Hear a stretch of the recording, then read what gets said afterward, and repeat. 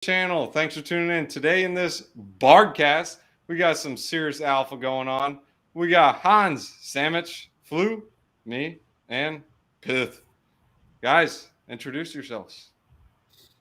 We'll start with Flu. Go ahead. Yeah, howdy, I'm Flu. So I think it's Pyth, but I'm not actually sure. For the rest of the week, though, I'm going to call him Pith in your honor, Drake. So I hope you know that you've affected the rest of his week like that. Samich, how about you? Hey, I also thought in my head I've always said Pith. So Oh snap! Snap! We got sorry, the high Pi. Indian as well. He's going like, "What the snap Yeah, is there going we on?" go. He's in. My bad. I'm not gray anymore. No problem. I'm just glad to be here. Flu, finish up, man. Yeah, finish up. Or no, Pith, finish up. Oh yeah, hi, it's me. Yeah, don't know what else to say. Pass it on to Hans. All right. Yeah, I don't have a cool hat, but I do have this beanie, which, by the way, my mom freaking knitted this thing. Are you seeing this? This is high quality. Okay. Yeah, Dude, that's you legit. won. Your mom knitted you that? Mom points. Yeah. I don't know how to flip it though. It's like, yeah, you can just wear it. It's cool. Totally got the lumberjack vibes going on. Look like about to chop down a tree. Nah, boys, this is the best one. Right lumberjacking here, is a new profession on AVAX bet. I've been trying to do this trick that he taught me before we went live. Oh, jeez. I can't. I just Okay. doesn't make We got to sense. teach him. I'm gonna look up a YouTube video of this later. I promise you, Drake. Yeah. So, all right, guys. If you guys ever have a hat, we're just gonna try to do this. It's probably not gonna show up. This is gonna be on podcast. So if you guys want to see this, you got to go to YouTube. Start with a hat this way. Go like this, and flip it on. That's it. All right, guys. I gotta go off the video because it's like super slow. Everyone's saying Yeah, it. Sorry, 3 frames guys. per second. 3 frames per second. The It ain't high cool. Indian is so high. Alright, He's guys, the I gotta only one walk, that's got all the frames. Oh, I'm chilling. A big shout out to Drake for setting this all up. He even had the questions, ready to go, some stuff that we can go over and whatnot. So yeah. Oh, I like got structure. questions.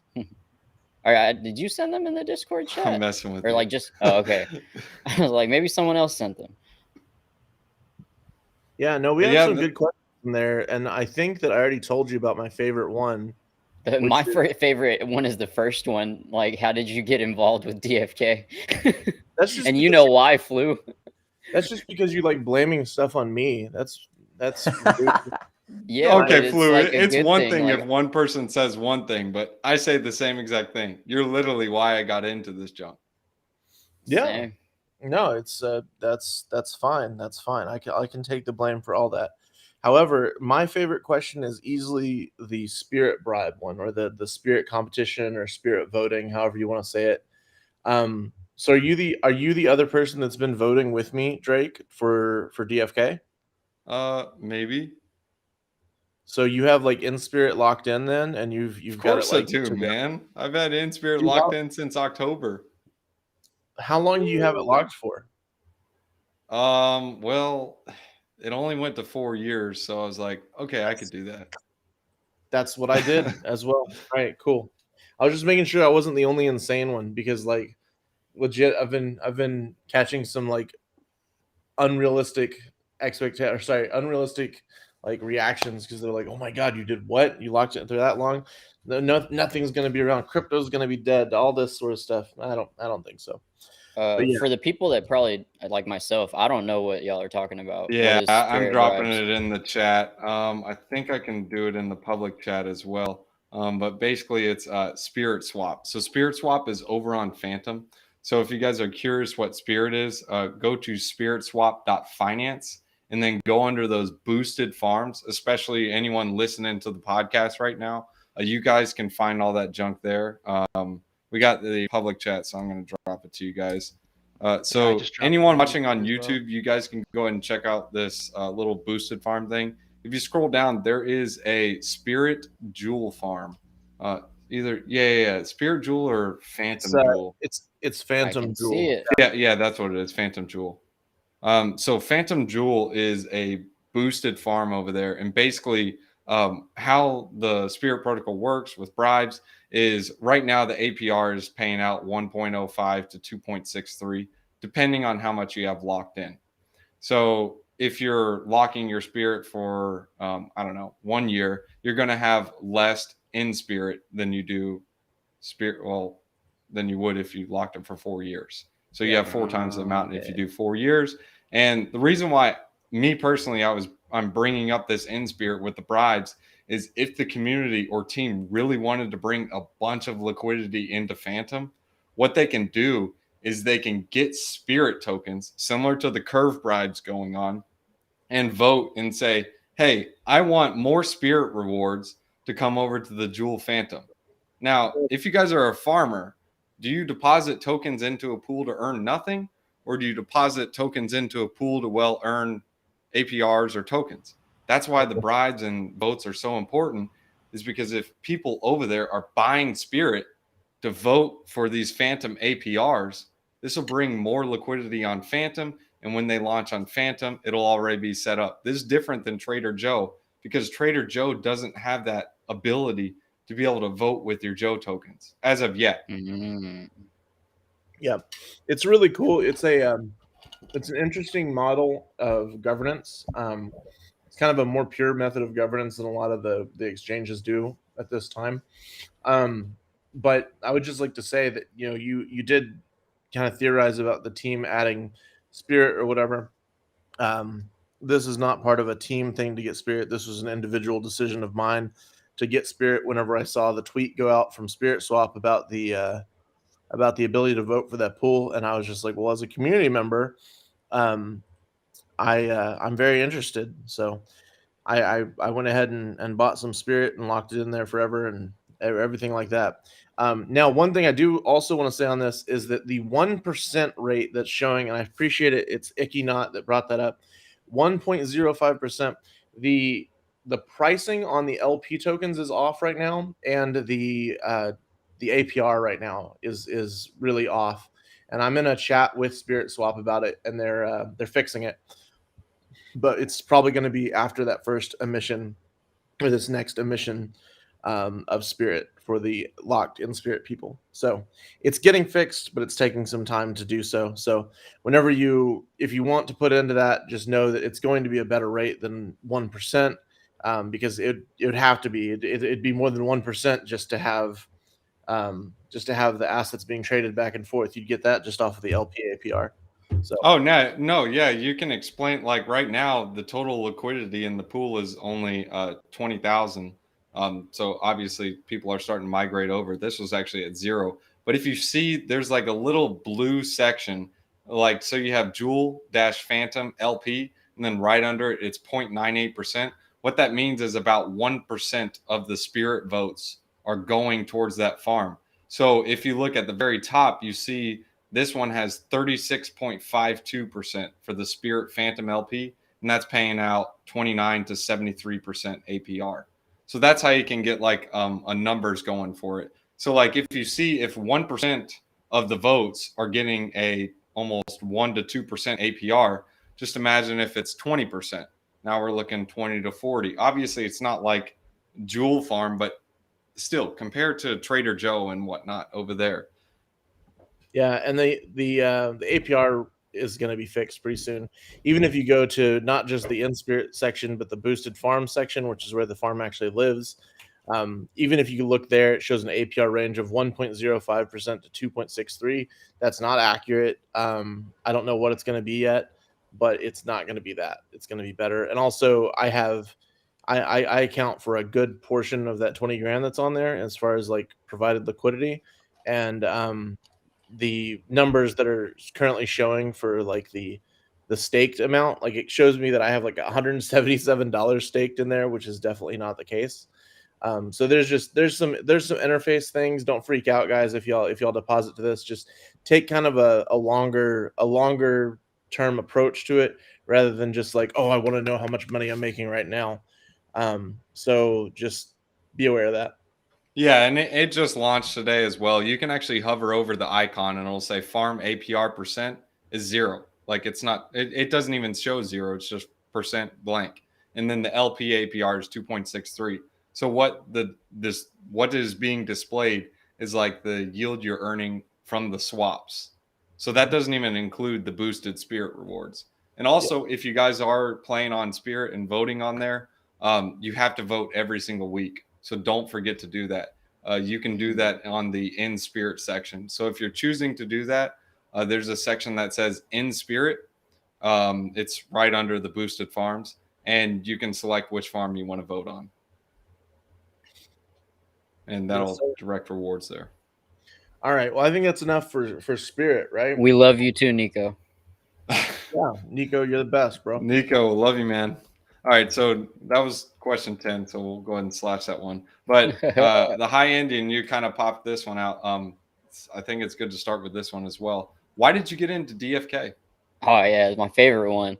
So like 3-4 months ago, I was like a complete noob at DeFi. Like I didn't even have a MetaMask or anything, and I just like got involved in crypto, and I was trying to figure out how I can make crypto without having to pay for it. And so I was trying to set up a mining rig, and I stood in line at Best Buy for like 14 hours, like overnight camping to get a GPU, and ended up getting like a way bigger GPU than I needed. And so I put it on Facebook Marketplace in hopes to either sell it or trade for a mining rig.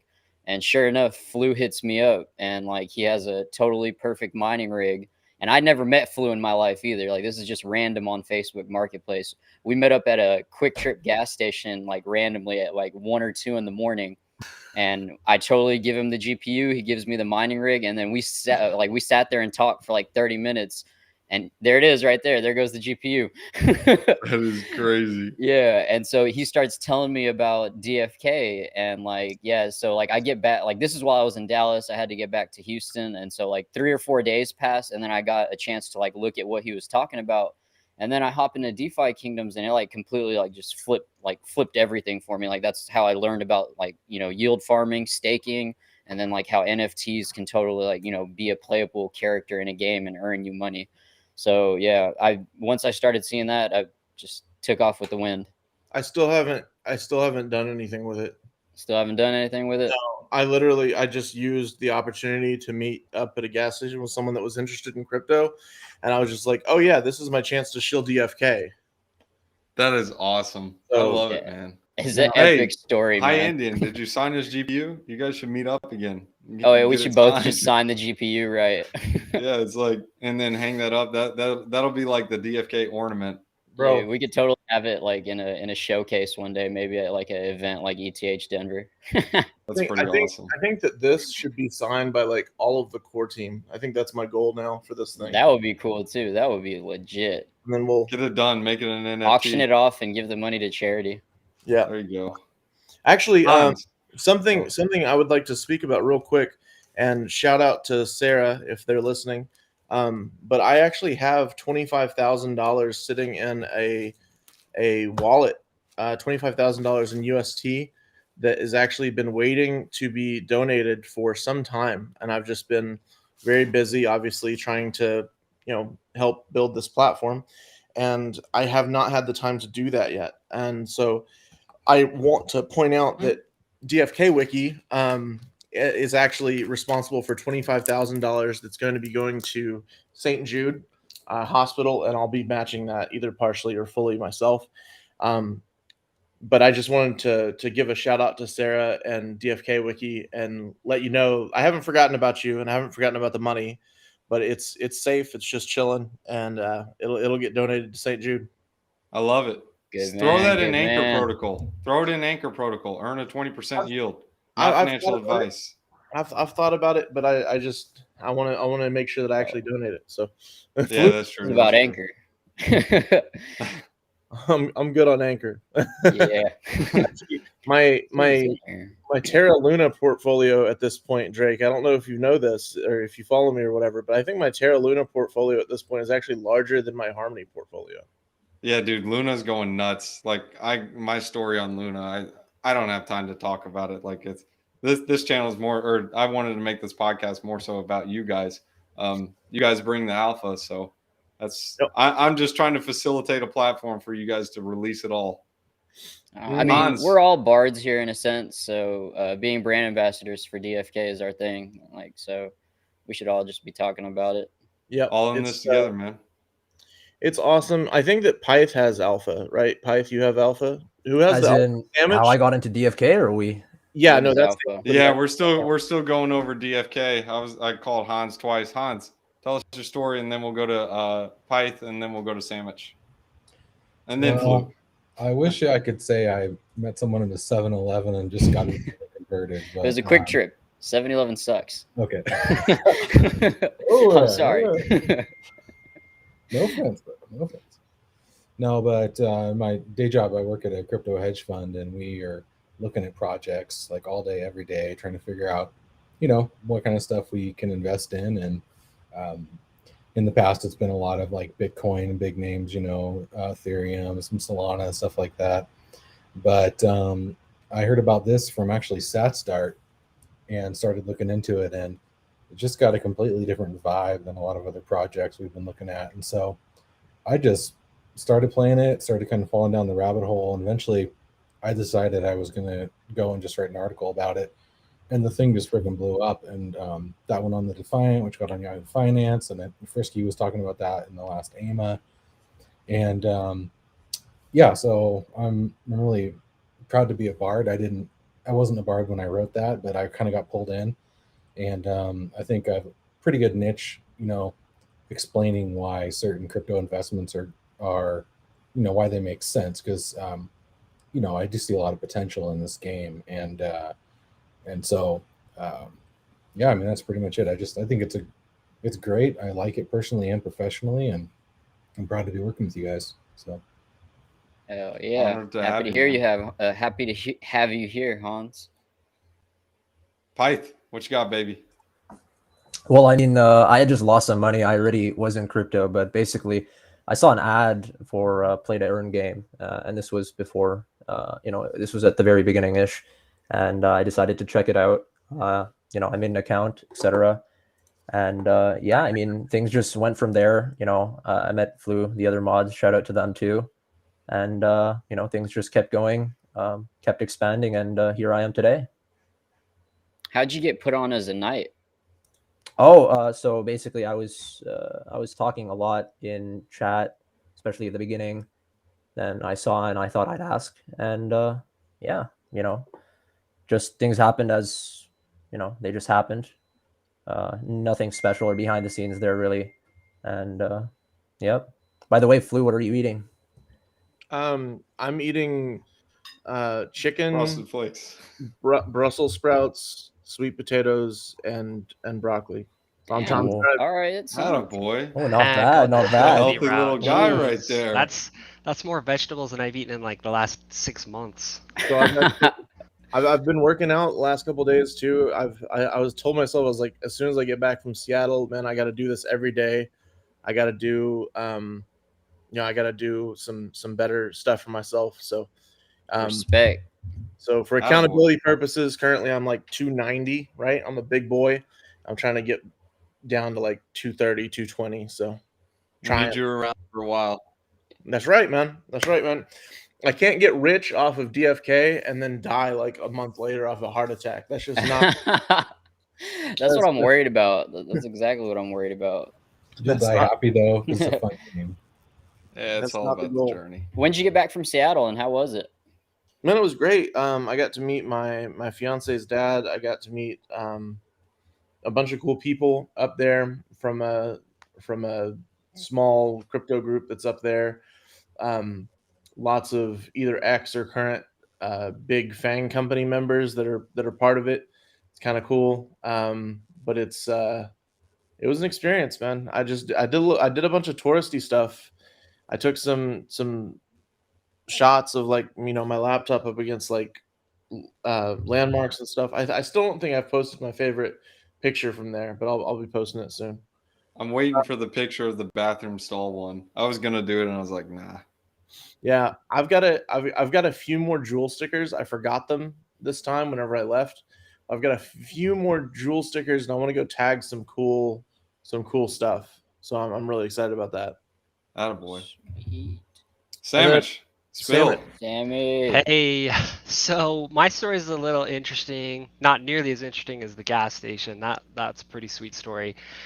But it was just, I guess my journey started this summer. I was at my in-laws and my father-in-law was like, he knew I was into crypto, but it was like mostly large cap. I was investing in like large caps and mostly on centralized exchanges. And he's like, hey, my coworker, his son is a dentist and he plays this game, and it was Axie.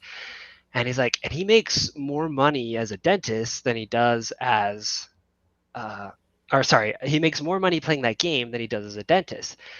And he actually has like since quit his job as a dentist. And I was like, at the time, I was like, there's just no way. I don't believe that. So like ever since then, that was in like June. I was just like scouring the internet for like play to earn games, and I was always trying to find something, and everything seemed like it had already pumped. And it was the day, I think it was August 23rd.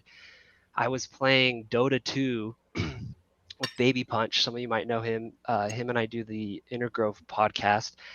And we're playing Dota 2 at like 2 in the morning. And in between games, I was just browsing the Harmony subreddit on new posts. And I saw a post about a game paying 800,000% APR, which it probably was like that for like a minute or two for The some good people. old days. So I was like, well, that's really high. It sounds kind of like a scam, but I'm definitely going to look at this after this next game.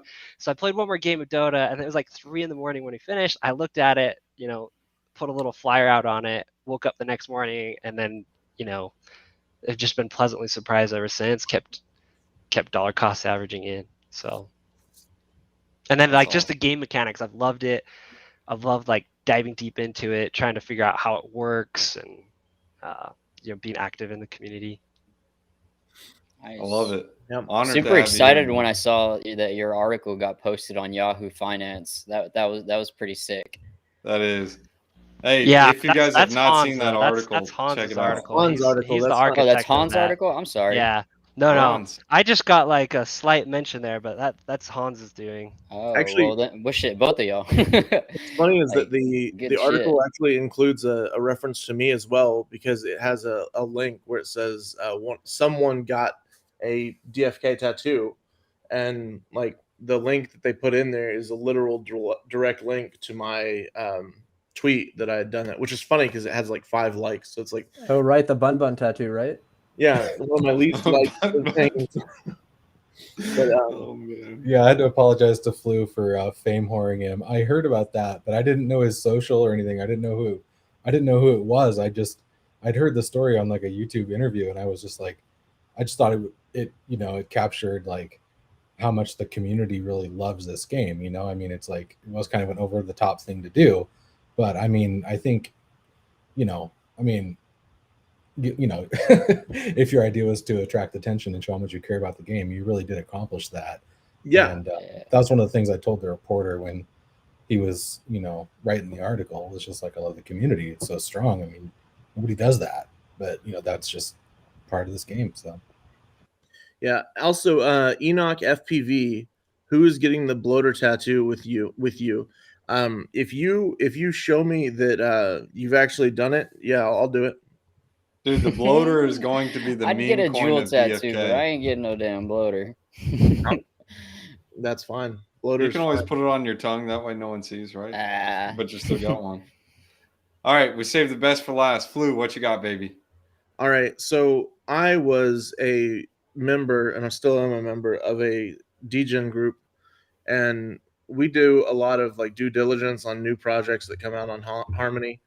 And we thought that we thought that DFK was not going to be good. We saw that it had some assets from a couple of different older plays, had some assets from some other things, had some assets that were bought assets and stuff like that. And we are just like, oh yeah, this is a rug 100%. And we had just been looking at this contract all day. Then whenever it went live, it was a completely different contract. So Frisky had kind of like honeypotted all of us. And whenever I was actually doing a medical courier gig because I had like 3 jobs at the time. And so I was transporting, I think at the time, COVID samples and blood and urine in different containers in the car. And I got like the alerts on my phone started blowing up like, oh, it's live early. And so I got in there, and I actually think that my first transaction, whenever I got in there, I saw the animations and I heard the music, and I was like, oh no, this is absolutely game changing. This is how we get regular people into DeFi. This is how we're going to just take the world by storm as far as this goes. And so I put every single one of my my ones into it at that point. So I think my entry price, that first one, was like 5 cents or something like that, which I've discovered since then was the same price that Frisky actually got in at. So I was doing all right with that initial thing, and then the next couple days, I already knew that I wanted to get in, but I waited for it to dip back down a little bit because it went right up to like 30 cents immediately, and I think I got in again at like 13, and then 23 and 40. So, and then about that time, I started being a mod, and then I shielded myself a little bit harder to the core team, and I started doing business development for them, and that's what I've been doing since then. And so now I'm business development underneath Dreamer, and but I'm not a core member of the team. I'm a contractor or contributor. So if any of you get pissed off because I call you a dirty name, that's not their problem. That's my problem. Take it up with my lawyer, not theirs. But yeah, that's basically how I got involved in DFK, man. I saw it. I saw the potential. I saw how I think it's going to change the world, especially like the financial world, allow us all to be our own banks, and that's kind of my passion. So I'm not a huge fan of the traditional banking system, and so I really want to change that. And I think that crypto is the only way to change that, because you can only change something if you have a new system in place to replace it. And I think that crypto is that sort of financial freedom for the vast majority of people. I agree with that 100%. I'll keep my story short. Mine really doesn't matter too much, but basically what happened, I'm not going to include why I got into crypto, but mainly with DFK. If you guys haven't seen my channel, mainly what I talk about is yield farming, getting into different crypto projects, and basically just going with the farm, making money, and leaving. That's what I'm used to, is parasitic liquidity. Like I'm the guy who goes in the farm, gets the yields, dumps on everyone, and leaves. Sorry, but that's just what I was doing. Respect. But Flu, someone shielded me on this one. I'm like, what the snap is this junk? And then Flu was talking to me about it. As soon as I opened it up, that music, oh man, it reminded me of RuneScape, and I'm like, what's this? This is kind of cool. This is fire sauce, man. So then I started playing around with it, looking at it, and I was like, guild farms, just like Sandwich Punch was talking about. The farms are stinking paying like me at the time when I was looking. It was like 600,000%. I'm like, what the snap? This is crazy. It looked literally just like SpiritSwap. And so I was like, okay, I'll throw in a little bit. I didn't throw in a bunch. I threw in a little bit, and it was printing. It was like nuts and ham. It was crazy. And then I was like, okay, so when am I going to dump this stuff? And then I was like, there's something else. This thing's up only. This is not acting like a normal farm. There's something different. So I was like, okay, I need to learn about these heroes. So I found a guy. His name was Veda. He is in the DFK Discord. Shout out to him, especially if he's watching. That guy. He actually asked Flu if he's gonna get a whole sleeve of DFK tattoos, or DFK items. Send that guy a tip, whatever. That guy is the bomb. Like, he took the time, he had the patience to explain the heroes to me, talk to me about it, and just kind of like, okay, look, this is the summoning strategy. This is what you need to do.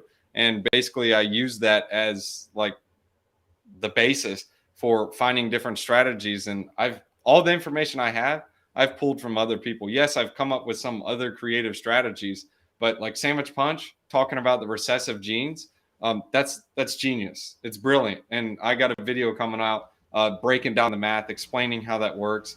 And this whole community, guys, get involved. Sandwich Punch, Pith, or Pyth, the High Indian, yes. Flu, Beard Man. I'm just going to call you Beard Man if you want, but we'll call him Hans. But guys, get involved. These guys are here to help you. I mean, being able to make a comment and someone be like, yeah, bro, I'll get on a call. It's amazing. Like, even Frisky Fox even got on a call with me. Flu got that done. It's crazy. But anyways, guys, that's my short story. Nice. So let's go ahead. Also, I wanted to shout out to Samich. You had said that you had seen the 800,000% whenever you were looking at it and you're like, oh, that's probably a scam. Whenever I first started providing LP, the APR APRs? was like 2.3 million percent. And Oh, so like something that a lot of people don't understand is that like 90% of my locked balance, which people have seen like on streams and stuff, but 90% of my locked balance actually came within the first 2 weeks.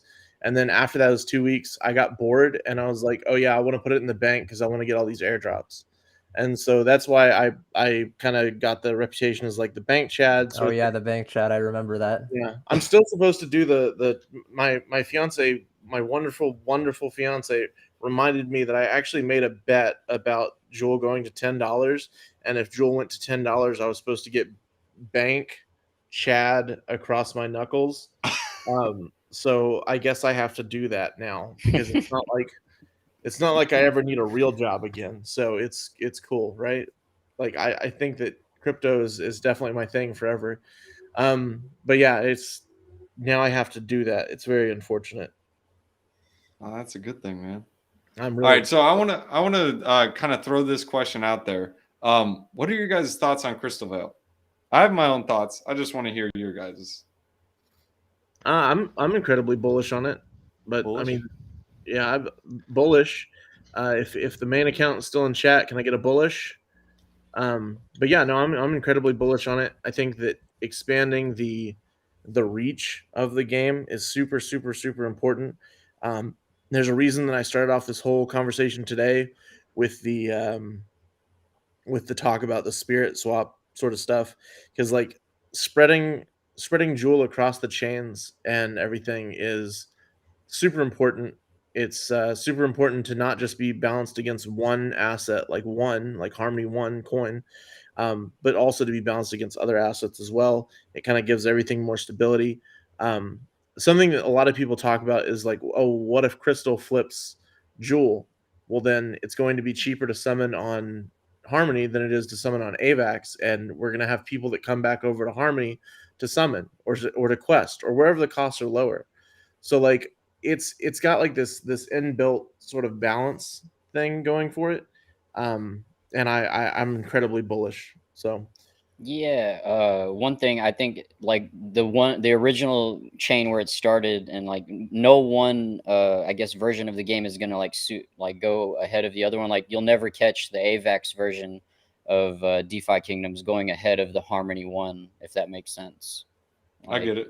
it's like a Sandwich made a good article about it too. Yeah, and I think that's also like a good thing about it. It's like a fresh start for, people that might not know about DeFi Kingdoms at all, or just want to have like a fresh start to DeFi Kingdoms. They can go over there to Crystalvale and, try to go after those very limited Gen Zeros and, just get into all the early things that you may have missed out on DeFi Kingdoms. The price, I'm not so sure about that though. So for Hans, Pyth, and Sandwich, I want to add this to the question. So is it bullish or bearish for Jewel and the heroes? So I kind of forgot to throw that in there. Jewel and the heroes is what I'm talking about as well. I mean, Flu and the High Indian basically already covered most of the arguments, but I guess you could say it's bullish because people will, they want to go to the platform with lower fees, lower costs, etc. And as long as that competition between Crystal and Jewel, etc., exists, people will start migrating. That in turn will push the price up again if we're talking just about that alone. And if fees are too high on one platform, they're going to come to the other one, use that more, etc. And it just creates this good balance between the two. Yeah, I would echo all of that. I wrote an article on why I think this is so great. I'll post it in the chat later, but I mean, you look at Avalanche, they have a TVL that's, I mean, this was 3 days ago, so obviously the Harmony ecosystem TVL has gone up quite a bit just because of DeFi Kingdoms. But at the time of the article, Avalanche's TVL was 22 times greater than Harmony, like the entire ecosystem. The market cap of Avalanche also was about 12 times higher. So when we expand to a chain like that, I mean, it just takes small percentages of that TVL to shift over into DeFi Kingdoms for the DeFi Kingdoms TVL to just explode. Then you've got tons of users, and in the article I go also into what Flu and Pyth were talking about with all these arbitrage opportunities, and I think it all comes down to what Frisky said, like the high tide raises all boats. So there's no loser in a situation where Crystalvale pumps way more than Jewel. Like, people are gonna then just go start summoning and doing all the in-game actions with Jewel because it's cheaper. That's gonna raise the price of Jewel. Price of Crystal will go down. They're all gonna eventually, I think, equalize, and it's just gonna be great for everybody. Yeah, well, I mean, I guess it's my turn. Yeah, I don't know. It's pretty hard to be bearish on Crystalvale. The only issue I could potentially see is, there's going to be some added complexity. And I imagine, there's always going to be somebody trying to take advantage of the situation, because DeFi Kingdoms has a very ambitious roadmap. And, I think that's one of the reasons we're all in this, is because they're really doing something new. If they weren't, it's like, you couldn't get excited about it, I don't think. But, barring any kind of like major technical issues, I mean, like I came in after the Gen 0 heroes had already been launched. So, I would love to be able to get in on some of these new heroes. There's going to be land on Crystalvale, and that crystal token, I mean, I'm not going to lie, I need that thing. So I think, I'm huge bullish. I mean, you think too about the unlock that's going to happen next year. It's like, before that even starts, you're going to have people putting massive amount of jewel locking it up to get crystal. And, who knows with the Phantom or whatever else they're going to launch.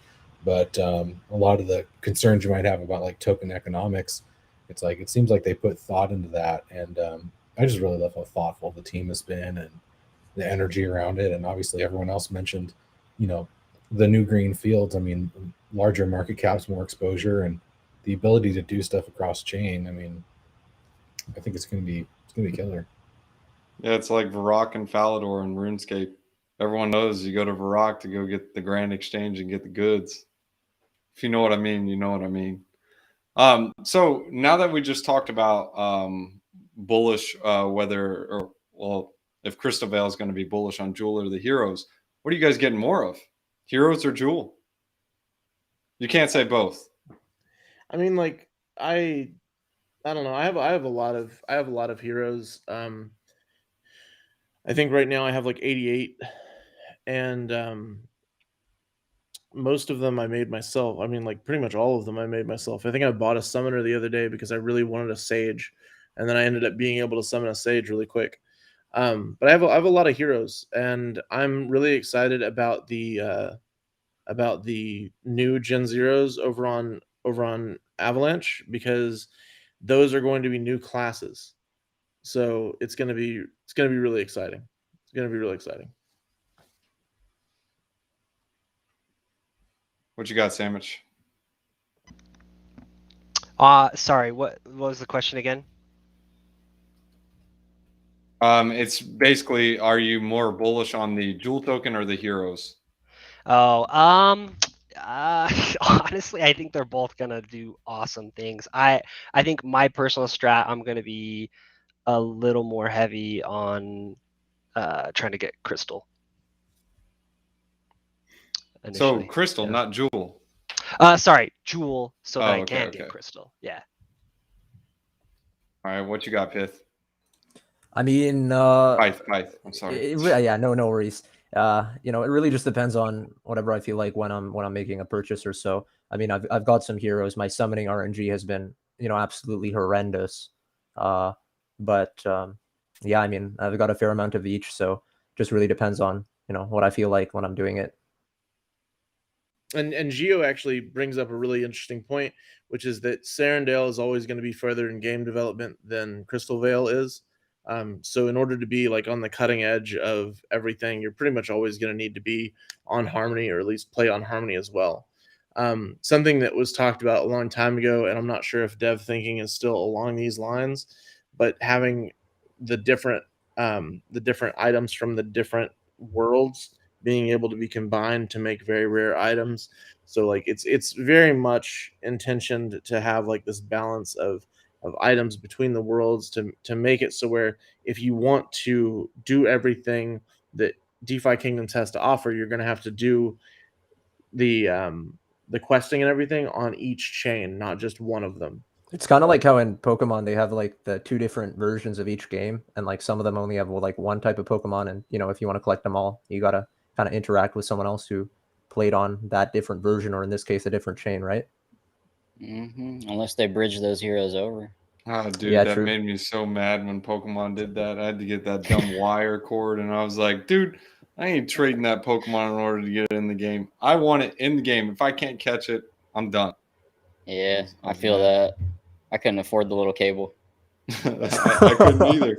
I couldn't either, man. I had to find a kid to do it, and I was like, wait, I got a Game Boy Color. I can't even do this. So that's when I had to upgrade to the Game Boy Advance.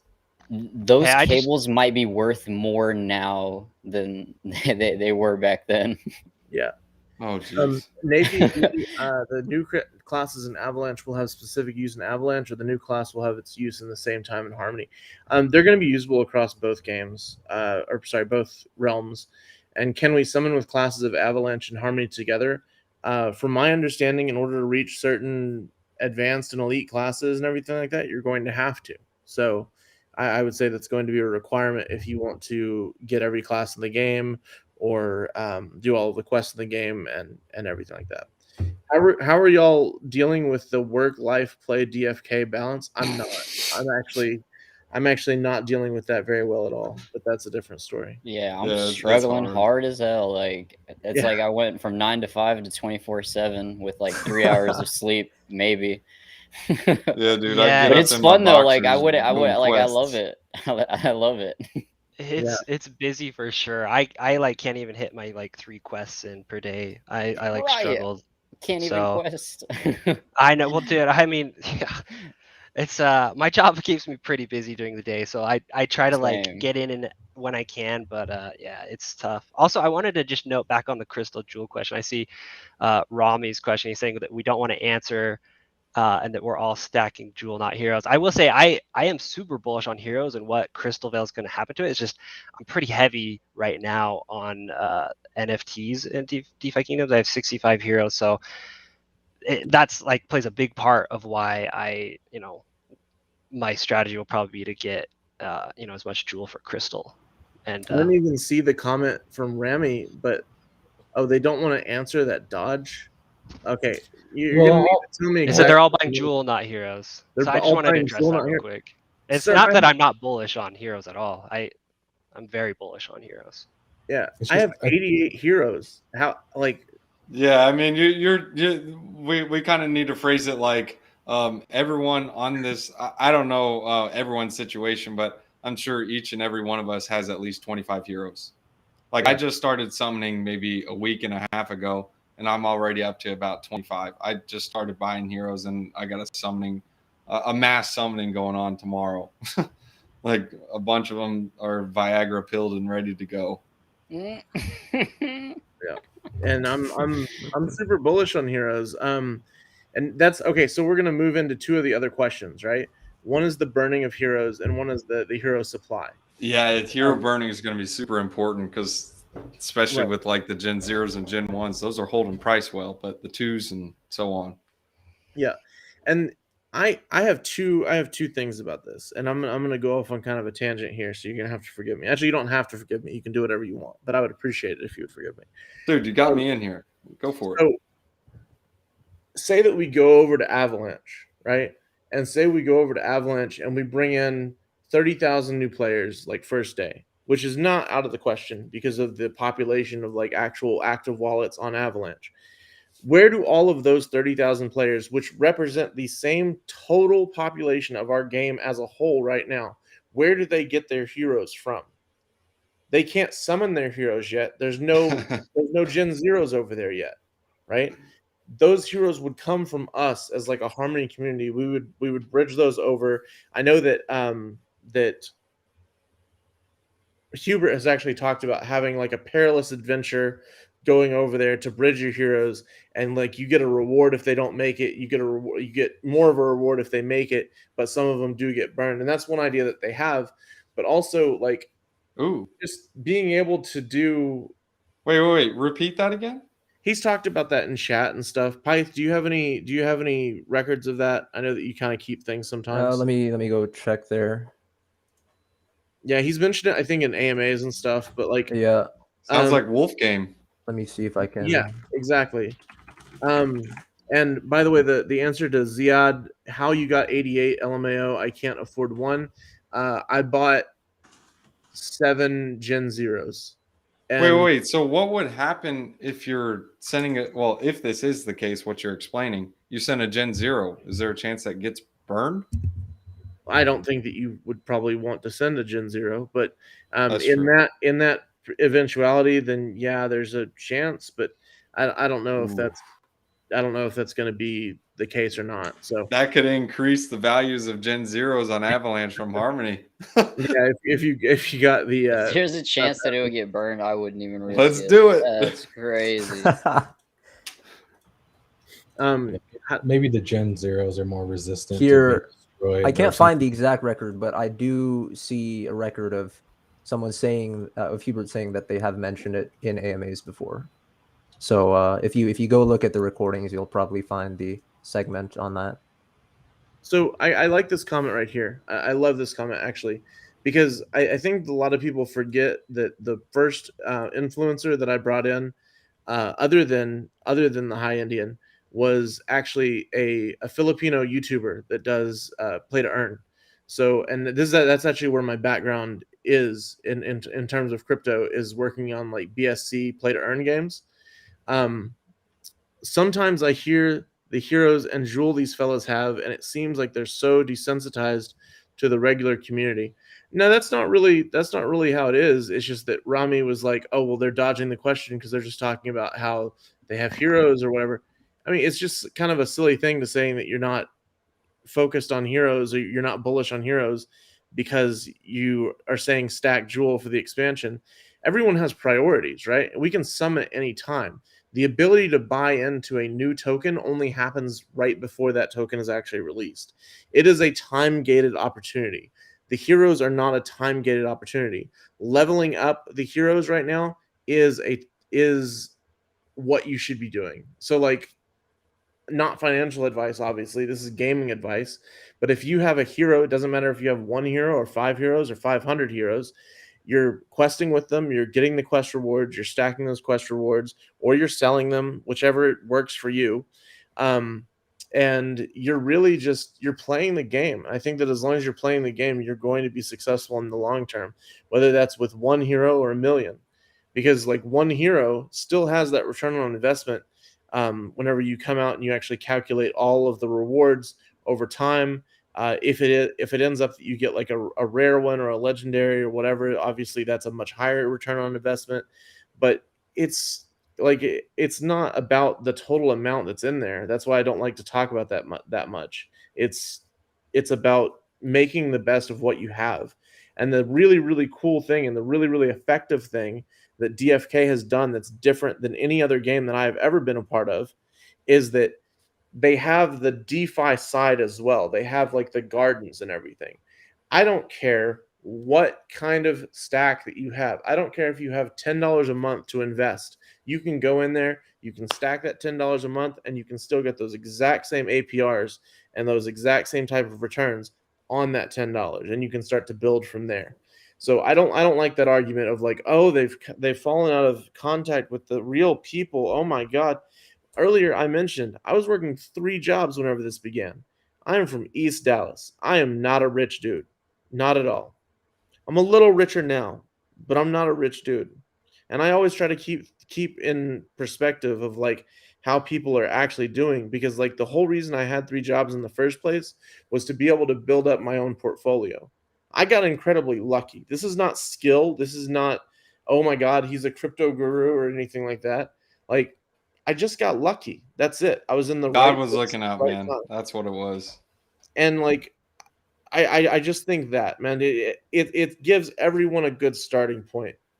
And I think that as long as you're focused on like how you personally are doing and how you personally are making your money or making your stack in DeFi or in crypto in general, I think that you need to be more focused on that than you do like, oh, they've lost touch with the community. Like it's kind of silly in my opinion. Yeah, and I want to throw these 2 points out there. Remember, guys, this is a game, so the heroes only level up with time. There's always going to be more money in the world. There's not going to be more time. These heroes take time to level up. Sure, you can pay and buy a new hero, but that's going to cost you more money to do that. So it's a fluctuating tier. As jewel price goes up, heroes go down. So that's when heroes are a good opportunity to buy and level your guys up. Not financial advice, but typically you're supposed to buy high and sell low, right? No, it's the opposite. And another thing I want to add in there, guys, is if you're not leveling up your guy, that other guy you're going against, PvP, is doing push-ups in the corner just staring at you like, bro, my guy's going to be juiced when we verse each other. He's going to take you in the wilderness and steal your loot. And you're going to be like, go ahead. I think you're making a good point, because I mean, if you're honest about the way the world works, it's always slanted in the favor of the whales, right? But the question is just like, is there something there for everyone else too? Because it's all about the level of distribution. Sure, some whale can go and buy up all the freaking heroes if he wants, but is he actually going to play with those heroes? Is he going to level them up? And we see that the community is rewarding people that are just in the game. You don't have to come in and be a whale. Like this crystal launch is going to be an opportunity for a lot of people to get in on something like when Jewel was first launched. I think a lot of people would love to have that opportunity. And, I think it's the same for a lot of us who got into crypto. It's like someone told me about Bitcoin in 2015 when it was $250. And, or I heard about Ethereum when it was $1. It's like, that was just random luck, but it's more about, I don't know. I like that the way this game is designed to reward people that are staying in and actually playing. And I mean, whales are going to whale, but if that's the only game in town, then it's no fun. But you need the community too, and you got to reward people that are loyal to the game. And I think that's what they're doing with all these airdrops. I don't know if you guys are listening in that AMA, but it's not just about like who has the most X jewel to get all the amulets. They're doing multiple snapshots every day, and it's like all these different metrics of the game that they haven't even told us about yet. It might be whoever caught a bloater fish on Tuesday is in some drawing, and you don't know. And it don't matter. They hinted at that. They not bloater fish, but they hinted at people using the heroes. They're going to be involved in the snaps. And same thing with the land sale coming up. They said you have to have heroes and actually play them and level them up to buy the land. So some whale just shows up and he's like, I've got all the money in the world. They have a gate. So it's just little things like that. I mean, put something back in the pocket of the little guy. So look at this is how I look at the heroes. I don't know how you guys look at it. Look at them like entry tickets. So like just like in RuneScape, there were certain quests you could do if your guy was a certain level. Or like, for example, mining that rune armor or mining rune ore, you had to be a certain level miner. Like you couldn't just go get it. But when you were able to mine that rune ore, like, dude, you'd make bank because you can sell that junk like for buku dollars. I mean, sure, maybe the best opportunity right now, like short term, is get as much jewel as you possibly can. However, what's a better option long term? You just have to factor that in. I mean, there's nothing wrong with, I guess you can say, taking a diversified approach. But look at the price. I just say look at the price of the Gen Zero hero. Those things are still going up in floor value, and they're still going up in jewel price. What do I mean by that? The jewel price still goes up, and their price in jewel is still going up. Remember, they minted for 2,000 jewel. That was the tops. Some minted for less, and those sold for like, I don't know, 5Gs, 6Gs, whatever. Now, right now, what's the floor? Like 6,200 or 6,000 jewel? The point is it 3x, and then jewel, I don't know, what is that? 260x, like Sandwich Punch put in there. Obviously, we'll just call it from $1 around when the heroes launch, or $1, $2. But the point is, it still did the 6x or the multiple on jewel, and it did a multiple in hero price. Now, let me break those numbers down to you. If jewel did a 6x and the price in jewel did a 3x, that's not a 9x. That's an 18x. Just let it sink in. Would you rather do a 6x in jewel, or would you rather do an 18x in a hero and then still have that hero mint you more heroes for more money. Yeah, and it's one of the things that, like, it's difficult to get a hero. Like, it would have been difficult for me to get a hero at this time this year. I'd have been like, holy crap, this is like a floor of like $500 or whatever.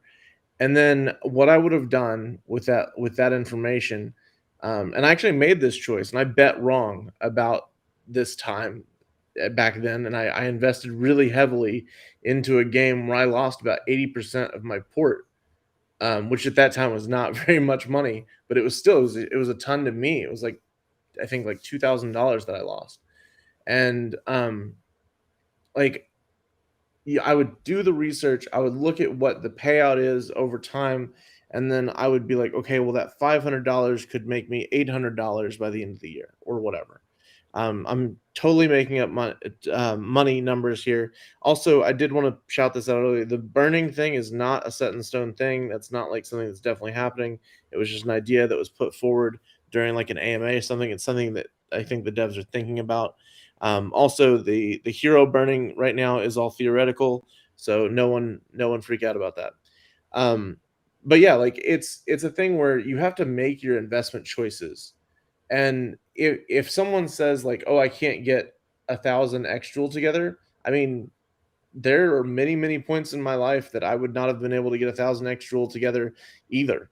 At this price right now, if I was new to the game and I had just come in, I would have to consider it really fully, even with my existing port right now. If I was new to this specific game, I'd be like, man, this price action has already occurred, blah, blah, blah. I'd take a really hard look at it. But the thing that I would do is I'd probably get a couple of heroes so that I could actually play. And I think that that's the thing that a lot of people are going to be looking at whenever they come in from an Avalanche perspective. And that's the thing that we have the opportunity to do again. So if you guys are like sticker shock at this point, I mean, stick around, keep on doing your research, keep on watching the videos and everything. Maybe throw some stuff in the enter some of these giveaways, right, Flu? I mean, Yeah, I've make given sure to away enter these. heroes. Yeah, tons of Seen, giveaway. Yeah, I Dose heard of one stuff guy like got a full. Mythic Gen Zero back in the beginning, and that's I mean, that I was just like did good one like a news. day ago for like 200. I gave him that Mythic Gen Zero, or no, not the Mythic Gen Zero. I gave him the Mythic Summoner, though, like the kid who got scammed or whatever. That's the one that I gave that Mythic Summoner. I don't think anyone got a Mythic Gen Zero as a giveaway. There was one. This was in the beginning, or early in the I think beginning. he's talking about the one that he's you in our gave to that Discord. YouTuber to give away, dude. Oh, that wasn't a mythic though. That was just a Oh. that was just a rare. That was a floor rare, and that one was that one was given away. That was with Taiki Maeda. Shout out to Taiki. Yeah, Taiki's a good channel. Check him out, guys. Before I missed this comment, it's shit, it went away. He had said Which that one? all the greatest minds got together and like they determined that there's no best strategy to play this game. It's whatever works best for you, and I think I that's saw that totally one. true. I'll pop it up. Yeah, I totally think that one's true.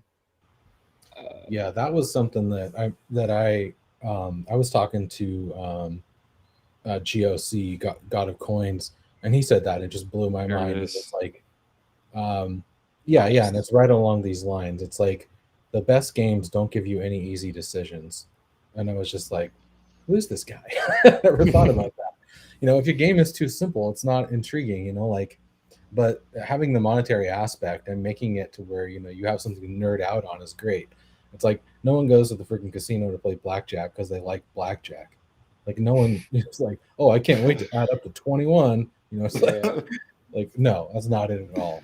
But this game has so many clever mechanics. You know, I really don't know what the best strategy is. You know, I'm in the bank, just go summon the a hero, Vikings, see how it feels. I'm in the heroes, but yeah, it's like how much do you summon and what's the strategy, and there's so many more things coming out. Like, look, your heroes have these little elements on there. You know, like what element goes well with each class, and like what townscapes. Like, oh, this one's adjusted to the woods, and that one's like, I mean, so I don't know. I like that. I think people appreciate the complexity. Yeah. Mm-hmm. And like about that, the whole giveaway thing, like I have a personal rule. I don't think I've ever talked about this on like a stream or anything live. I think I've only talked about it between people, but like I have a personal rule that like I must have given away just as many heroes as I actually own. So right now I'm not summoning anymore because I can't afford to summon 2 to give 1 away and to keep 1. So like I have 88 heroes, and I've also given away 88 heroes, I believe. I think that's the most recent number. I may be a couple behind at this point, but I'd have to look at my records or whatever. But like there's a lot of people that are playing this game and that have gotten big into it in the beginning. Ogre Abroad and Sarah and Mr. Twit and Pyth, to shout Oh, him, Mr. Twit, yeah.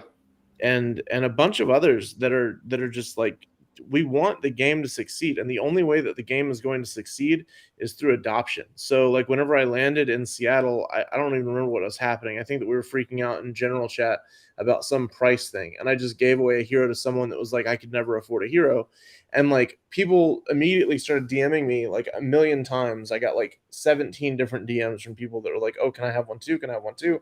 And like it comes with the territory, but it's also why like I've had to change the way that I do those sort of giveaways because of the popularity of the game. So no, not everyone can have a free hero. That's not how it works. But like if you take that attitude forward as like someone who invested early and like has that advantage, then I think that it's going to be a successful community. And I think that's something that Isla has done really well at building, is the community. So shout out to Isla, and shout out Yeah, to plus Spicy one, as plus well. one to that. Yeah.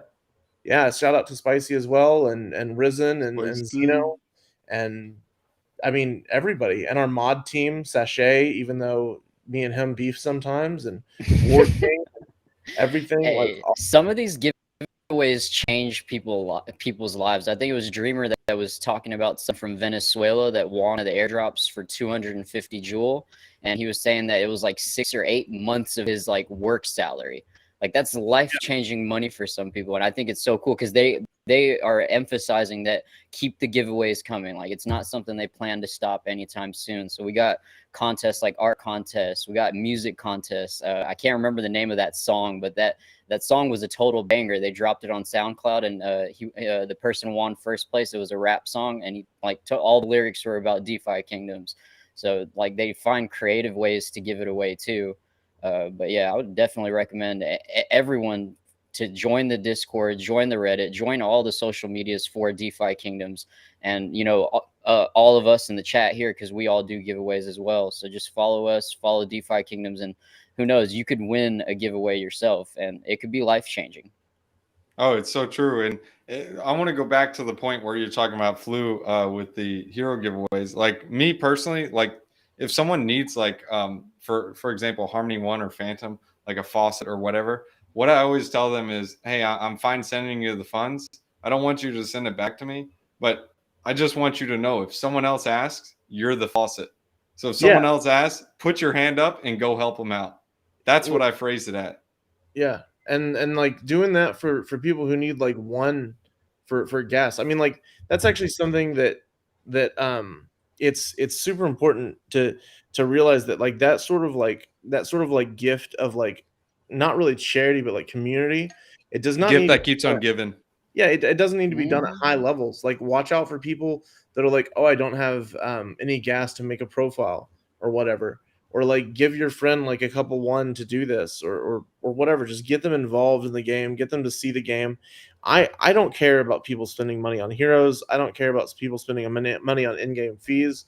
What I care about is people being interested enough in the interface and in the interactive like nature of the game in order to be involved in saving more than they're spending, like in like building wealth and being your own very fun bank. And that's, I mean, like Pyth and I are from another Harmony project that's coming up called Granary, and like we're an Aave fork. It's just like a lending and borrowing protocol, but we're gonna have animations and music and things like that at some point, because like I really believe in this thing of like gamification, creating like these positive feedback loops in your brain and seeing number go up, go burr, you know, and it's a really fun and an interesting way to approach like personal finance, but it's something that we have to keep on trying to do. So like expand the community as you can, send people like one for gas or to make a profile or whatever,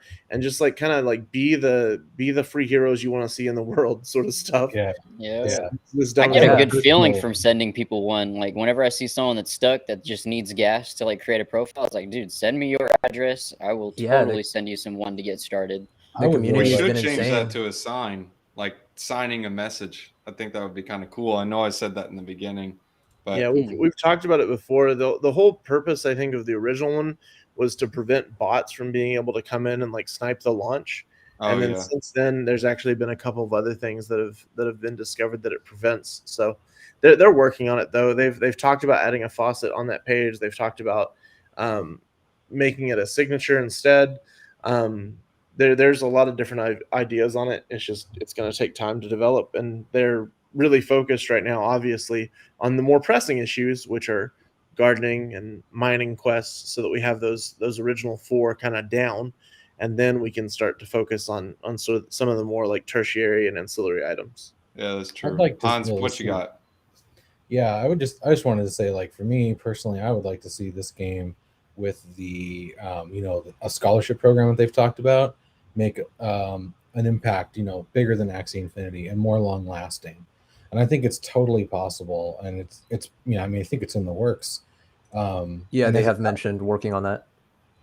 Yeah, I think that's like a really good mile post, because we saw what happened with Axie. We saw the press they got, but now of course SLP is kind of in the dumpster, and it's like, who knows where that's going to go.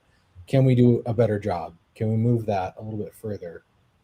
Can we? I mean, essentially what we're doing is redistributing all this money that's being printed by the Fed to some people who actually need it, right? It's going through the whales, sure, but it's actually benefiting other people too, instead of making them poorer, which is essentially what the wealth effect that's being created by frivolous monetary policy. So that kind of juices me, and that's one of the reasons why I do this. And so I'm really looking forward to that, and I hope that me personally and my company can help out when the time comes. Yeah, and love it. I think that Dwayne has a really good point. They could use this game in math classrooms like they use Monopoly, and that's exactly what I am talking about. Because Monopoly, it's very difficult to show like the behind the scenes sort of stuff, and something like Granary or DFK or whatever comes next, sort of thing. That those sort of things where you're gamifying and showing like how these systems work and how they like the markets are made, for example.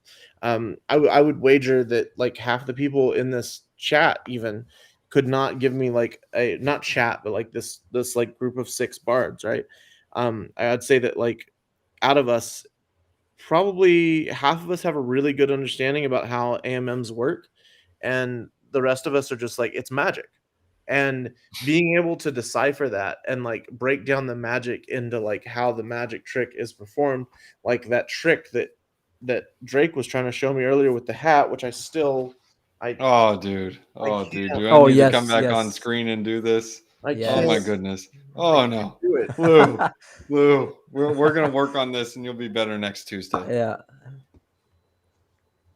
But anyway, I think that's what gamification of DeFi is all about, and that's the thing that Hans and his company are going to try to support, I believe. And I think that there's so much potential there that everyone that's in this chat right now does not realize it yet. But you guys are still super early, because you're not seeing these ads on TV. You're not seeing these things talked about by all your favorite celebrities. I know a few celebrities that are into it. Daniel Moncada from like Breaking Bad is super into DeFi, and I've been talking to him about DFK. And there's a few others that I know of. Nick Cannon was apparently shown DFK by a specific team that was out at an event with him. And there's a few others, but it's not about them. It's about you. It's about you guys. It's about y'all's children. It's about the future of them, and like them being more engaged, like I said earlier, in saving rather than spending. And anything that can help them do that is I think, in my opinion, it's a big success. No big crypto YouTubers are talking about DFK. Actually, I've met BitBoy. I showed if that's true, then that's just good news right now. Because Yeah. if you're hearing this, you're ahead of the curve. Well, Yeah, take your time on BitBoy. Like, don't show. I'm still I farming, don't- man. I'm still getting some heroes. Give me some time. I'm still loading up my bags, guys. Just Don't blow hang this thing up. on. All right, Hard Rock Nick. That's what I'm saying. Spice I'm is over way here making me underinvested. hungry. But yeah, there's a lot of people that are going to be very excited to talk about Mm. DFK after it gets to a certain point. And I think that one of the things that's honestly the most difficult sell right now is not the game itself and is not the community around the game. It's the network that the game is on, because Harmony has not hit that name recognition point. So I'll be talking to someone from Ethereum about DFK, and they'll be like, "Oh my god, that sounds freaking amazing!" And then, like 3 minutes, 5 minutes later, they're like down. They're like, "Bro, how do I do this? How much ETH is it for a hero?" And I'm like, "Oh, it's not an ETH, and like you can't. It's not on ETH. It's not on mainnet. It's on Harmony." And then the conversation just kind of crashes and burns because they don't have that recognition yet, and Harmony does not have that recognition yet. So for all of you guys and gals that are out there and you're looking at this chat and you're like, "Oh my god, I didn't buy in whenever it was $2. Oh my god, I didn't buy in whenever it was 5 cents. Oh my god, I didn't buy in whenever it was $10." Like, so you're still super early. You are so far ahead of the vast majority of people that are even interested in crypto gaming as a whole, because all of them are on other networks. And so, like, the fact that you're here already, you're following Drake, you're following Sandwich, you're following me on Twitter at DFinal Fantasy. Shout out. You're following Pyth and High Indian and Hans. Like, you're all gonna make it, man. This is the easiest thing you've ever done. And that's just getting This here. is like retail leading the charge. I mean, Look, you there's put the seeds in the farm. $3 billion of VC money raised last month to go into the metaverse. $3 billion. I mean, where do you think that money's going to end up? There is, like, I can tell you, there is too much money and not enough good projects right now. And I think a lot of institutions, they they want to invest in this. It's not just retail too, but it's maybe your chance to get in before some of the whales do, because it is still flying under the radar. And I consider that opportunity right there. It was like, sure, I wish I could go back in time and buy more Ethereum for $1, but it was like, you just don't know. It's still the early days. There's still a lot of people that are just skeptical too. Like, whenever I'm making my videos on TikTok, there's just people that just don't believe. Like, they still think crypto is like a scam, like the entire thing. They think it's pretend internet money. Yeah. But I wanted to, before I forget, I need to ask y'all, did any of y'all check out Chumby Valley? And if y'all did they copy DeFi Kingdoms? Yeah, I was going to start doing research this weekend on I was about Chumby to Valley. do a video after this podcast. It looks like they totally copied them, except instead of heroes, it's Tamagotchi characters. And they say that they base themselves off Studio Ghibli and Pokemon, but it's crazy. Like, they have legendary, epic, mythic, and rare seeds, and they're supposed to hatch into little characters or whatever, but it's on Polygon, and it literally looks like DFK. What's the name of it again?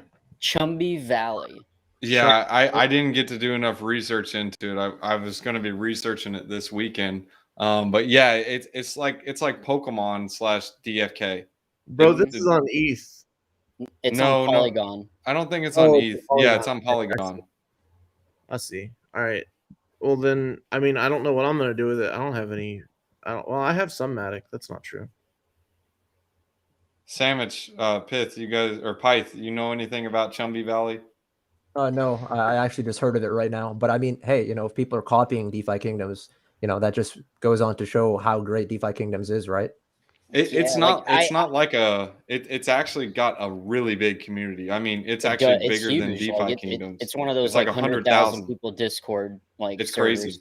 But if you look at the game, it's like they know about DeFi Kingdoms. Like, those people on that team have to know about DeFi Kingdoms. There's no way they came up with all that and did not see DeFi Kingdoms whatsoever. Like, it's just impossible for me. I mean, on another note, like, there are other projects like Levana on Terra. Oh, I love Levana.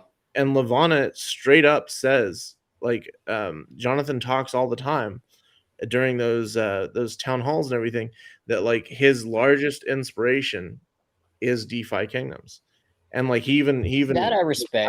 in Like, the I respect Credit that. to where it's due. Yeah, when they give credit to where credit's due, I appreciate it. But like, if you don't say a word about it, I don't really like that. But I mean, then again, I don't know. Like, they could have just came up with it out of thin air. I'm just speculating on it. Yeah, no, Levana, they're very honest with it, and like Chumby, I don't know about them, but I don't think that it's I don't think that if not us then them sort of game, or I don't think Yeah. it's very binary. I think that there are so many opportunities in this space. Like it's not like we're going anywhere. It's not we're going to disappear if we fall below a certain price point or something. No. And I DFK don't is really here to stay. I don't really think there's any need for that sort of like competition or whatever, because like I think that anything that captures that market share and takes it away from the banks is a win for me. I could watch my whole jewel bag go to zero tomorrow if like every major bank lost like 50% of their active customers because of it. Like I would be happy with it. Like I would be like, that is a solid deal. And it's not because like I don't want the people at the banks to have jobs. It's just that we have so much like capital, like working capital, you and me, that like work at these places, and like a lot of them don't even do the transactions. They don't have the money that they say that they have. Like I went into a Capital One, which is where my fiat is stored, unfortunately, and I went into like a large branch, like the main branch in this area, and I don't live in the middle of nowhere. I live in a very, very urban area, and it's the main branch here in this city. And they straight up were like, "Oh yeah, we don't do withdrawals here." And I was like, "Okay, can I get a money order?" And they're like, "Oh no, we don't do that either."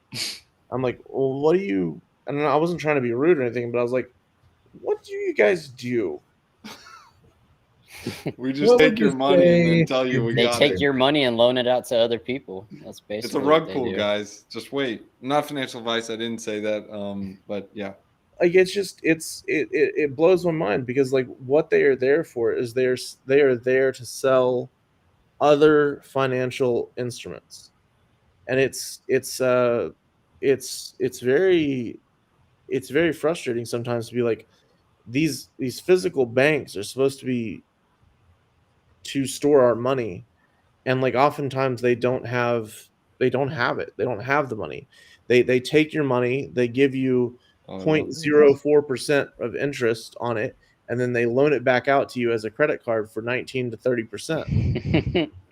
And it's Wells Fargo, yeah. I know. That's what I was laughing at. I was like, I That's love so this. good. I So forgot. good. guy Like goes on the it's fridge. funny because I have Wells Fargo, and ever since I started playing DFK, I totally junked my Wells Fargo. I don't use it at all anymore. yeah, I have literally just enough in order to survive on, and Yeah, That's most of my money's basically in it. crypto too. that's it. Any of y'all like use like a Coinbase debit card, crypto.com or anything? I I have use a the crypto. crypto.com one. It's pretty Yeah, I nice. use that for whenever I can. I just use that so I can get my 1 to 3% back in whatever. Because what's a bank going to give you for using your debit card? Nothing. Yeah, that's true. What's going to be interesting to me though is it is on Terra Luna, but a card linked with Anchor Protocol. Oh, That you're would talking be. about Alex? Yeah, dude. I know, because you're earning 20% interest, and then you can use your Game interest to pay for changer. junk. Yeah, That's what I'm saying. Alice.co. Alice.co is the website. There's a couple of Yeah, phone sites. it's Alice. Yeah, It's Alice.co. And the reason that I say that a bunch is because I don't want to plug Alice and then have the wrong site out there, because I think there's a couple of really well-made scam sites out there that are asking for like keys and stuff. yeah. So Don't do that. Never the give proper your keys. Yeah, watch out for proper scammers, y'all. website, It's getting worse every day. Alice.co. You talking about Wonderland? Alice like Wonderland? Yeah, No, Wonderland's a different protocol. Oh, okay. It's Alice. Just you might. Let me see if I can Google it and get it for you. I've I'm seen pretty it sure it is. before. I'm on the site right now. Drop it in the chat. Yeah, I'll Hold drop on, it. let me- Yeah, here it is. It's Alice.co. Yeah. Yeah. Welcome to. It's pretty intense. I just dropped it in the chat for you guys. Actually, everyone. But yeah, that's definitely going to be interesting. It'll also be interesting if we implement a card over on DeFi Kingdoms, because then there's no need to go back to the real world. Like me personally, I'm in real estate, and like I wanted, this was like 10 minutes ago. You mentioned the comment like, "Oh, you're in crypto, you're a scam." It's so true. Like I tell anyone I'm in. Yeah, I deal a little bit with Bitcoin. I don't talk about the other coins. I mean, I talk some about like Luna, and I talk some about Ethereum, but I don't talk about like Jewel. Like, hey, I'm in Jewel, but I say like, hey, a normal day for me is like I wake up in the morning, I send my babies in the forest, they go get me some items, and then maybe one every 2 days, they'll summon together and make some more babies and make me money. that's how it rolls, and people sometimes laugh at me, and then others it's like, oh yeah, I do that too. But that's more so in the crypto world. But I want to bring up one of the points. It was a comment. I'll try to put it on the chat. They were asking about the I think it's here. Yeah, here it is. So this question right here, they're talking about the premiums on the mining and gardening heroes. Is that called for? Do you think the gardening is more of a premium, or is mining more of a premium? And what's going to happen with the foragers and fishers if the mining and gardening actually under promises and over delivers? Like everyone goes towards that. Well, this is probably a good one to talk about because, some people might not know that it's kind of like an initiative to make the different professions balanced. And so I think they mentioned there was the slight delay with the gardening, and part of that was because they found a bug, but also there's some harmony stuff. But so they're going to boost the garden so the gardeners can kind of catch up with the rest of the heroes. I think everyone's really excited about the miner because they're looking at how much locked jewel they have and going, sweet, I want to get that. But really, I think if you see an imbalance in the price, one valid strategy might be, to think about the fact that they do want to balance that over time. So if fishers aren't, undervalued, maybe it's because when the alchemist launches, all those bloater fish are going to make super powerful potions, and now everybody wants to fish. So Not fishing advice, not NFA, Yeah. not fishing advice. I mean, people like Not to fish. speculate, right? So of course, if something is dropping very soon, people often like to stock up on that, so they get to be the first people to really, reap the benefits of it. So I think it's something to be expected, and after the profession comes out and more people are beginning to sell their gardening and mining heroes, it'll eventually reach that balance again. Definitely. Yeah, Like I in the think. devs, I believe. Oh, sorry, Sammy. I don't want to cut you out. Go ahead. No, Go no, ahead. go ahead. Go ahead. In the devs, I believe, like, I don't think that they'd end up making it to where one profession is more powerful than the other. Eventually, it's just going to be like you're going to find one that you want to do, and that's like your specific strategy. Like, touching up on what that person said earlier, you're kind of just going to want to do what you like, and if it makes you money, you're going to enjoy doing it. Yeah, I was just gonna say, I think that what we're seeing is, these are going to be the first two quests where you'll be able to earn jewel directly from the quest rewards. And I know a lot of people are amped about that. And that's compared to fishing and foraging, which right now all we see are items that at most you can sell for gold, or on the, if someone creates an LP pool or a liquidity pool for some of these other tokens. So I think that my guess is that will start to balance out as like Hans said, the alchemist rolls out and we start to see, stamina. I guess I'm kind of speculating here, but they have talked about it. Stamina potions. Stamina potions will be huge if you can start regenerating stamina faster and pumping, your high level professioners through and getting more and more rewards. So I think there's definitely some initial hype right now because everyone's excited to tap into their lock jewel and also to earn some unlocked jewel from the quest pool. Mm-hmm. But hey guys, I gotta jump. I gotta help put some kids to bed. This has been super fun. I hope you guys have a great rest of the stream. Yeah, for Sam, sure. it's Yeah. honored to have you, You have a man. good one, Sammy. Thanks for Yeah, have tuning a good in. one. Guys, see ya. I would say that on that, I don't think that they're overvalued or undervalued. I think that every profession is going to have its own value, and I think that's super important to make it so where you don't feel like you get rugged if you get this one. And it used to be really bad, like the difference in between miners and the rest of them, especially when it first launched, and it was like such a clear preference for miners, and I was like, that's borderline crazy, because like they're going to be things that they're putting into the reward pools for gardening and fishing that are going to be much more important than we realize right now. And I'm not saying that as someone with any inside information, because as Spicy and Isla can vouch for in the chat, they don't give me any inside information. The team, they don't give me it because they know that I am a loudmouth and I'll talk about it on a stream by accident. So like 100% I believe this, but I have no reason to believe this. I think that there are going to be in-game items. I think there are going to be like really, really cool items that are generated from foraging rewards, from fishing rewards, from gardening rewards, and obviously the mining rewards. You don't have to generate like stuff. Well, we for talked that. about the equipment that's coming up. You're going to Yeah. need to craft equipment. What are the ingredients going to be? We don't know what's going to go into the alchemist shop. We don't know how you forge armor and stuff. I mean, if I'm guessing, it's going to be like you need one thing from foraging and one thing from mining, and you need this from fishing, so it's going to be like a mix of all this stuff is needed. And sure, not everything's going to be exactly balanced, but I mean, they're probably going to do their best to balance it over time. Where it's like, that's kind of like any game, right?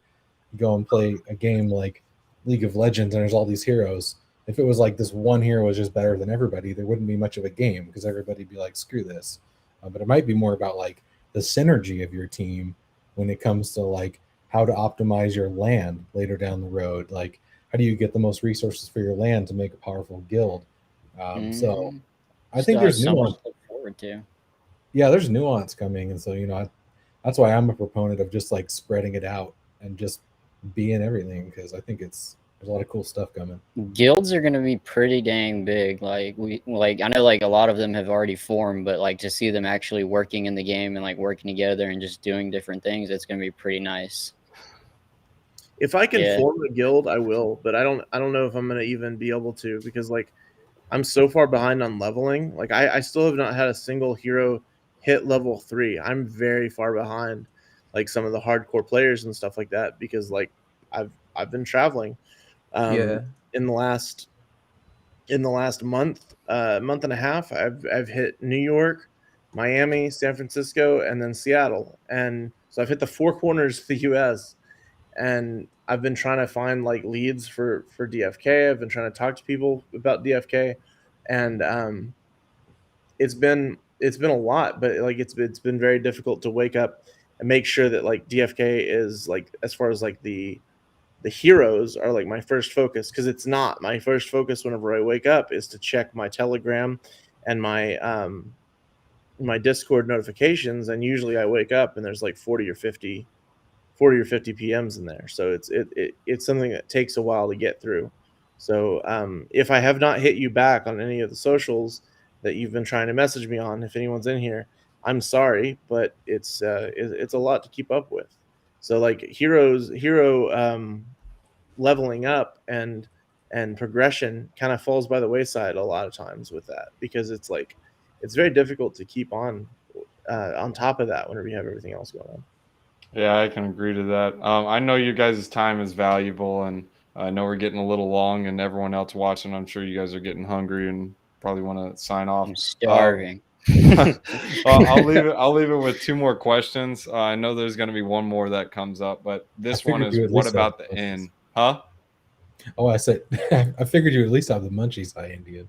Oh yeah, this guy's always got the munchies, man. Where's your bag of chips? I try not to bring food around my computer because I'll make a spill or get Cheeto prints all over my keyboard and stuff. But yeah, what do you guys think about the inn? The inn? What's the The inn? The Twit has kind of made a comment to it. I heard rumors about it with the inn kind of being like your place or your quote unquote grand exchange, like in RuneScape, for items.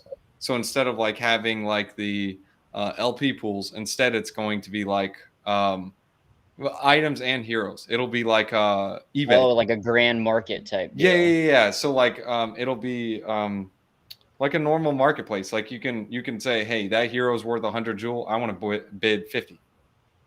Does that make sense? Like like an auction type deal. I get what you're saying. Yeah. That's also why I that keep would be pretty telling, cool. not Like not telling people, but I was thinking about that. Like it would be cool if we could put our heroes out on bid. I think that would just make things kind of interesting. yeah, that's for sure. Well, I know they talked about making it to where you could sell your items kind of like you could list your heroes, you know, or because right now basically you can give them to the trader, that's all you can do, or you can try to make a bloater LP. But you know, it might be easier to just, you know, kind of have like, yeah, an auction house or whatever, with the prices that can increase or decrease over time. Kind of like I think they have that in Axie, so that'll be good.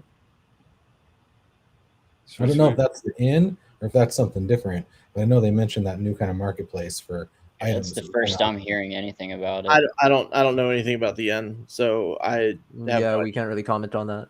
I heard rumors about it in a couple of different AMAs. I can't remember which one it was, but I was just not. Yeah, I guess you can say vegging out. Literally just vegging out, binge watching, and binge listening, binge reading, just like looking. Sandwich might know about it, but Sandwich isn't on to really comment. But I mean, they were talking about an N making it more efficient. You might be able to search in the Discord. I don't know if they hinted at it with the N, but they were saying there's going to be some sort of auction house where you can make prices on the heroes, like bids.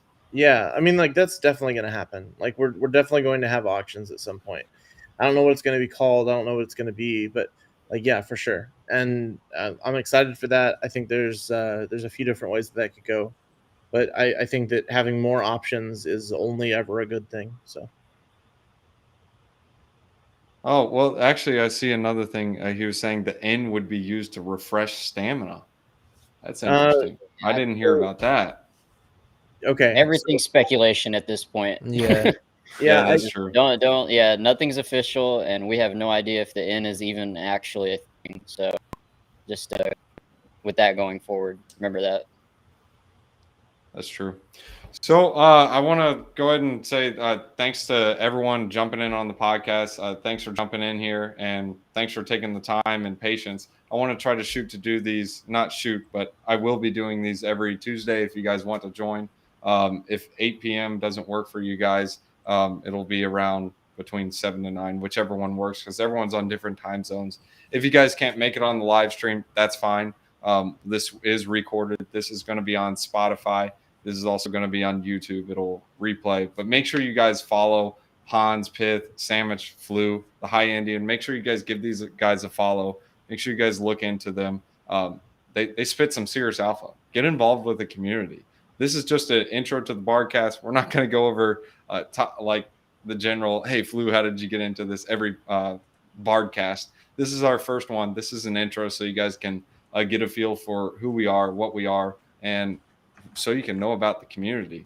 So as we progress, we're going to get a little more advanced. Like next week, it'll be topics that are more in depth instead of something that's like a general overview, like leveling strategies or what to do with your heroes, data miners, so you can select the best heroes on the market, or even different strategies like summoning with pure heroes, just kind of hint, but just different things like that. And I want to close it off with this one last question for you guys. What is a bit of, like, for anyone new to crypto or getting into crypto, what is something you guys would tell someone like they should be doing or learn about in order to get involved? Oh, just, I mean, for me, I'd say just double check everything, right? I think in comparison to other things, because you're using actual money, right? Like a simple mistake can cost you quite dearly. For example, like I lost a decent chunk of my portfolio actually because I didn't check the exchange rate once. And I mean, simply taking the time to make sure that, you know, the address that you're sending money to, etc., is the correct one. You know, you're looking at the correct thing. You know, you double check all of the information, make sure you're not reading anything that's misleading, etc. It'll save you a lot of money and also make you a lot of money. That'd be my number one, you know, thing I could say as advice. I love it. I would say that one thing that I would always recommend is that if you're invested heavily into something, whenever it goes up, even like 2x or like 3x sort of thing, if it just like moons, don't expect it to keep mooning. just take out your initial investment so that you are whole, and that will actually allow you to keep your remaining investment in through following dips, because at that point you're playing on house money. And if you guys think I didn't do this with DFK, you are sorely mistaken. And this is something I talk about all the time. You have to DCA into an asset. You also have to DCA out of an asset in order to keep on going. So swapping over to stables and then having that as like dry powder to ape new things that you're interested in is super critical to actually building a portfolio and building a wealth in this building wealth in this space. Yeah, if you can't sleep because of how much money you've invested, then it might be time to take a bit out at least. Yeah. So yeah, go and Mr. Twit, he says don't all in on one thing. Man, I can never say that. The greatest things that I've ever done were going absolutely hard into something that I really believed in. Diversification of wealth is for those that are already wealthy.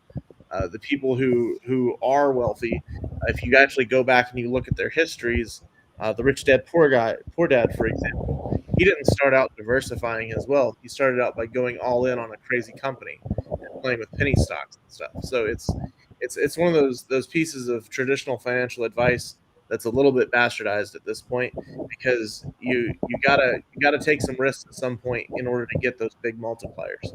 So I would say just whenever something like that does work out, take out your initial and maybe shove that aside and make sure that you're doing something safe with those stables. Maybe put it in Anchor.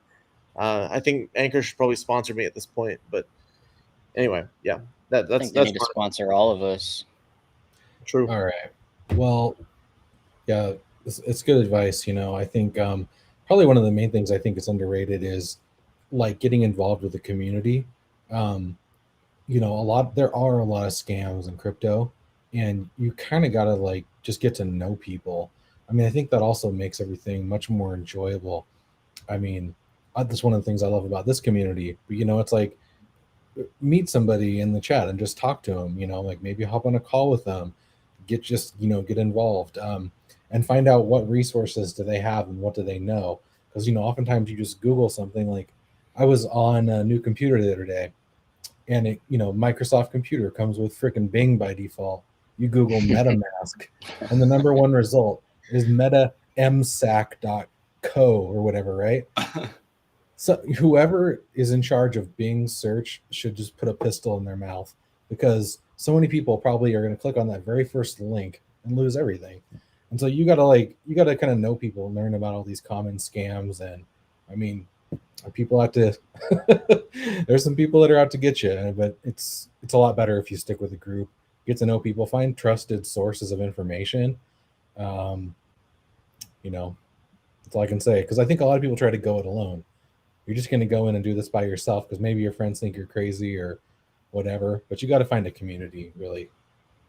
Yeah, I'll piggyback off that. Don't try to do everything alone. Like you can go out there and meet people, like work as a team, you know, have your friends get invested and start researching, and then come collectively together and start talking about what you learned, and, you know, just critique off that. But if I had like one piece of advice, like people that are new to crypto, try not to leave the majority of your coins on an exchange. Try to make sure that your crypto is earning you money, whether it's in yield farms or staking, or maybe buying some NFTs, you know, that you see going up in value. But yeah, just as beginner's advice, because I think a lot of people don't realize that crypto, like I think a lot of people think of crypto as just stocks.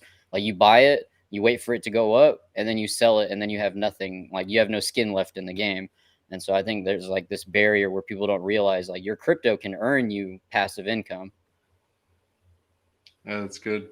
I mean, I just want to say, obviously, don't give out your private keys, but I'll just leave it short. Invest in people, not Ponzi's. That's it. I mean, I don't need to add on into anything with that. Look for communities. I'm going to go ahead and close it out with a wisdom one-liner. I close out all my shows with this, all the channels. It's going to be in Proverbs chapter 13, verses 14. The teaching of the wise is a fountain of life, turning a person from the snares of death. Seek wisdom. That's where it's at. Guys, thanks for jumping on. We'll see you guys next Tuesday. Thank you. Yeah. Catch y'all later. See you guys. Yep. Cheers.